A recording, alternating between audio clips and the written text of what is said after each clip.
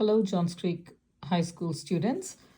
Um, I'm going to do this video. This is going to be just an introduction to right triangles and trigonometric ratios and a few things that you need to know and memorize for this whole entire unit.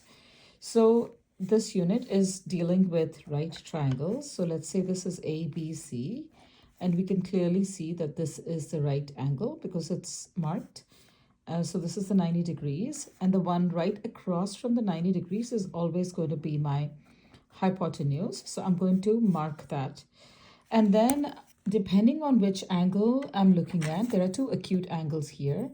So these two acute angles obviously add up to 90 degrees. So when we are using angles, we either use this symbol or we can write it like this: angle A plus angle C. I prefer this one because this can sometimes look like L or C and then you get confused. So I prefer to write it like this. So angle A plus angle C equals 90 degrees. So if I know one angle, I can easily find the other angle by just subtracting from 90 degrees. So I know that angle A equals 90 minus angle C, and angle C is equal to 90 minus angle A.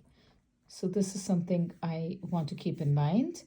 And then, so if I am looking at a certain angle, let's say I'm looking at angle A, and I'm finding all the trigonometric ratios for that angle, then I'm going to mark my side that's right across from it, the opposite side. And then the one which is next to it, the one farthest away is the opposite side. The one right next to it, the side, is called the adjacent side. Now, I see in the class a lot of people mix up angles with sides. So don't make mistakes like that. So if this angle is 28 degrees, for instance, let's say this is 28 degrees, then that's just the angle. So you cannot use that in a ratio, in a trigonometric ratio. That's just an angle. All right, so sine, the reason why I asked you to remember SOHCAHTOA is because it's a very easy way to memorize the ratios. Sine is opposite over hypotenuse.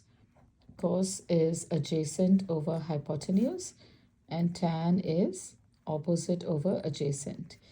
And since we are dealing with right triangles, always remember c square equals a square plus b square, where c, obviously this is the longest side, so this is the hypotenuse.